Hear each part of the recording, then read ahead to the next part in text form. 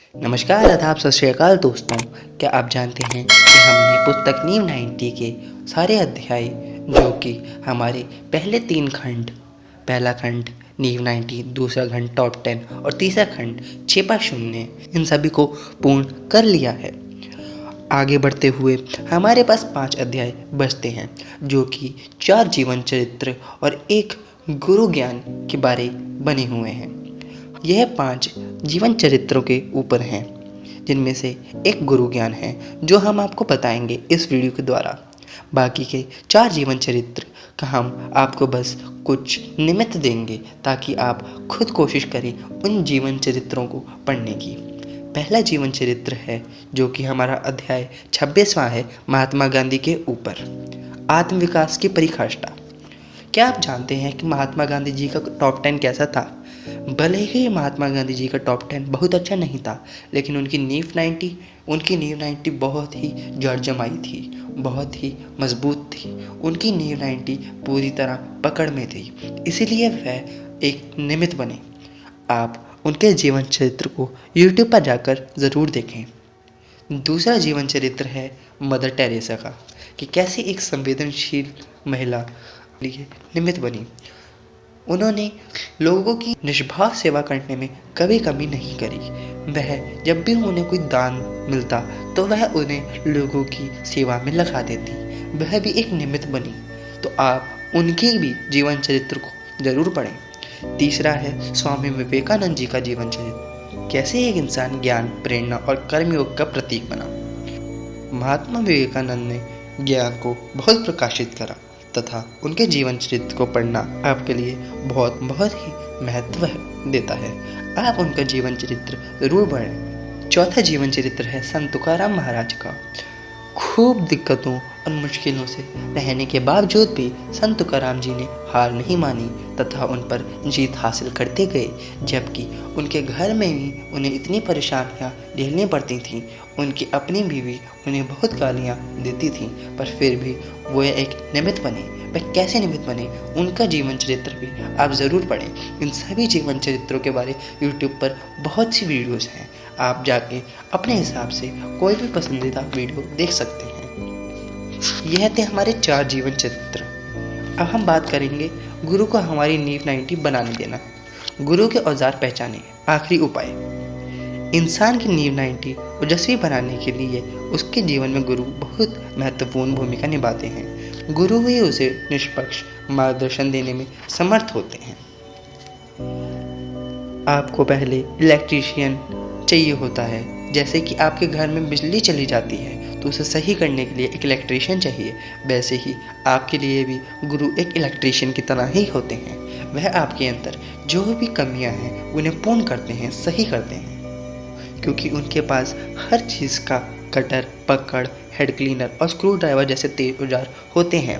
कुछ nut bolt जब ढीले हो जाते हैं, जब लूज कनेक्शन हो जाता है, माया के गीलेपन से सांसारिक बातों में उलझकर जब नट बोल्ट बुद्धि को जंग लग जाती है, तब इंसान सही निर्णय नहीं ले पाता। इसलिए बुद्धि में तेज प्रकाश लाना और विवेक को जगाना जरूरी है।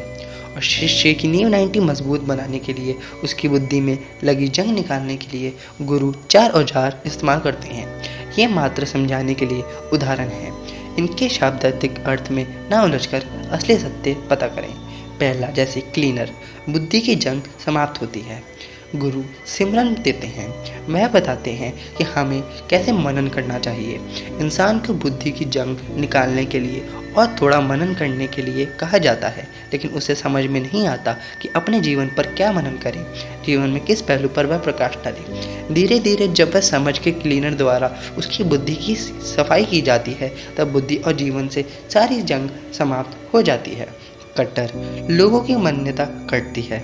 ध्यान लगाने से जब शिष्य के जीवन में तेज प्रकाश आता है, तब उसे पता चलता है कि कटर भी कितने काम की वस्तु है। उस कटर से गुरु द्वारा पैटर्न, मान्यताओं जैसी अनुपयोगी बात कट जाती हैं। कटर ज़्यादा कम उन लोगों के लिए करता है जो बहुत कट्टर होते हैं। वह कहते हैं, हम कट्टर हिंदू हैं, हम कट्टर मुसलमान हैं। ये जो शब्द उनके दिमाग में बैठे हुए हैं, उनका असली अर्थ वे भूल चुकी हैं। लोगों ने कट्टर इस शब्द का गलत अर्थ लगाया है। कट्टर यानी सख्त, ऐसा वह समझते हैं। ऐसे लोग जीवन का कोई और पहलू देखना ही नहीं चाहते। जिस तरह जब गोलू की बैल की आंखों पर पट्टी बांध दी जाती है तब वह गोल गोल घूमता है और अपने आसपास कुछ देखना ही नहीं चाहता। वह वही चक्कर लगाता रहता है। इसी बात पर उसे पता नहीं चलता कि आगे नहीं केवल गोल गोल घूम रहा है। उसी प्रकार कट्टर इंसान भी अपनी बात पकड़कर बैठा रहता है। गुरु जब अज्ञान के कट्टर का काम करेंगे तब आपको थोड़ी तकलीफ होगी।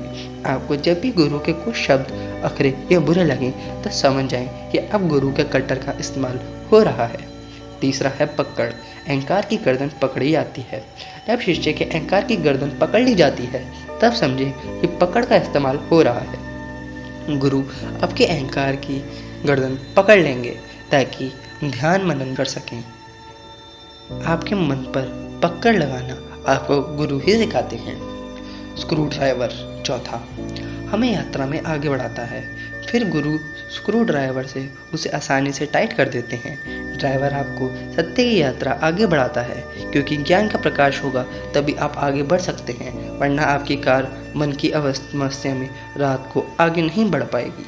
इसलिए गुरु आपको तेज प्रकाश दान करते हैं ताकि आप अपनी यात्रा को आगे बढ़ाएं।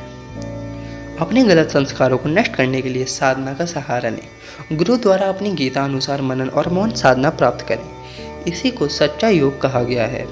योग सूत्रों में भी चित्तवृत्ति निरोध की जो योग कहा गया है, चित्त शुद्धि का महत्व की नींव 90 मजबूत करने के लिए है। पुराने गहरे संस्कारों की वजह से यह कार्य कठिन लगता है, जो निरंतर प्रयत्न की मांग करता है, लेकिन सही समझ और आत्मनिरीक्षण की क्षमता विकसित करने के यह है कार्य फल हो सकता है। नींव 90 टॉप 10 और छिपे शून्य को बलवान बनाने का आपका कार्य अब शुरू होता है। This is the beginning of A project. हमने आज बाकी के बचे हुए 5 अध्याय पूर्ण कर लिए हैं और हमारी पुस्तक नींव 90 का आज अंत होता है। मैं दुआ करता हूँ कि आप सभी अपनी नींव 90 पर ज़रूर काम करेंगे और आपकी नींव 90 जल्द बहुत मजबूत हो जाएगी। मैं जानता हूँ कि आप सब ये कर सकते हैं। जब आपकी नींव 90 मजबूत होगी तो आपका टॉप 10 नहीं देखा जाएगा, तब आपकी नींव 90 से आप निमित्त बनेंगे।